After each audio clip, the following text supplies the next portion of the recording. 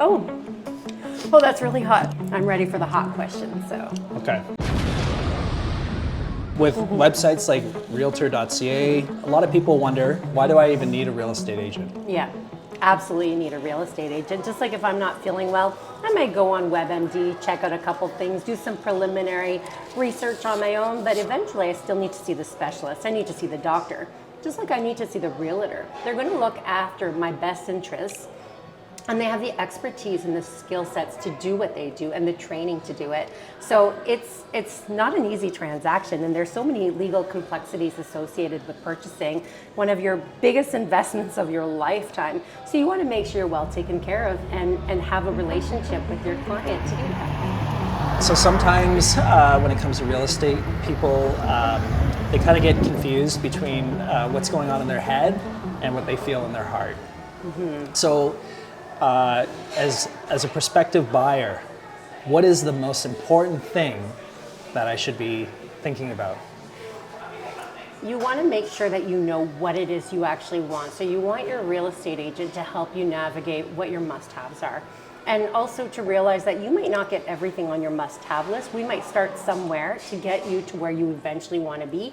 Your first home might not be your forever home, but you want to have someone to walk you through the process. And sometimes when I work with clients, we get stuck on all the pretty things, or they see something on Realtor.ca or House Sigma. Pictures look amazing, they are ready to sign, but when we see it live, there are things that come in and there are things that stick out. We need to see the heart of the house, and it isn't just about the pretty and the cosmetic stuff. We want to find out, did they pull permits to make that pretty? And how did they do that to make that pretty? Is it good quality pretty? So we want it all, but sometimes we need to figure out what's the best thing in our situation, and then we go from there. Okay. I'm just topping up my milk here because I love that blueberry one. It had a lot of heat, but I know it's going to get hotter. Okay. So what are some potential red flags when going through a house tour?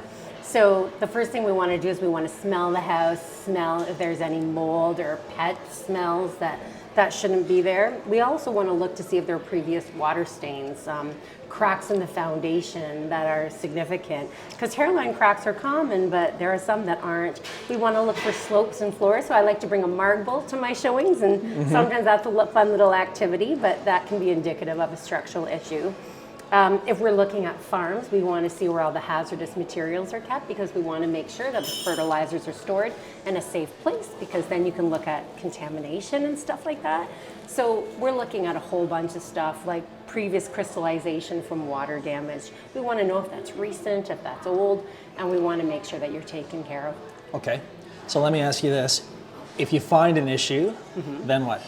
So what we would do is we put a clause in there. If we're unsure about something, we would put a clause in the document saying, hey, I'm interested. Here's the price I want to buy it for. Here's when it's irrevocable for.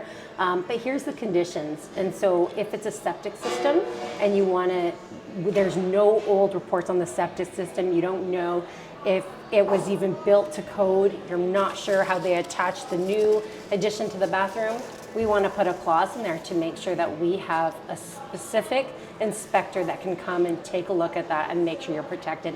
And if it's something that shouldn't have happened, or if there's something that we're questioning, we have the power to get out of the deal now because it wasn't as anticipated. Maybe it's not in good working order, or maybe that's a bargaining tool that we now have. What makes you different?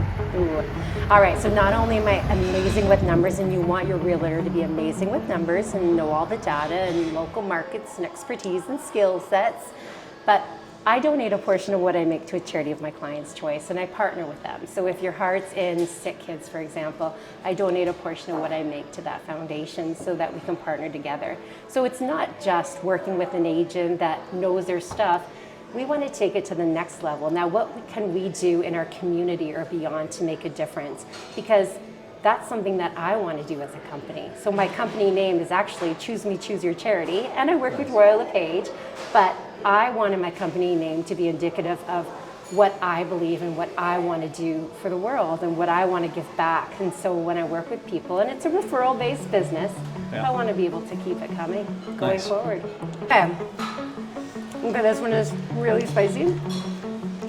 This one is next level. Oh my gosh. Oh, then my tongue's on fire. That's So, really strong. and what the finance to buy a property right now. Do that. Interest rates and that. Are you okay? Oh yeah, I'm doing fantastic. Whew. I don't know how you're doing it. It's nice. It's got a little tingle. It makes me feel alive. Those are not the tingles that That I'd make be you feel alive? focusing on. Yes.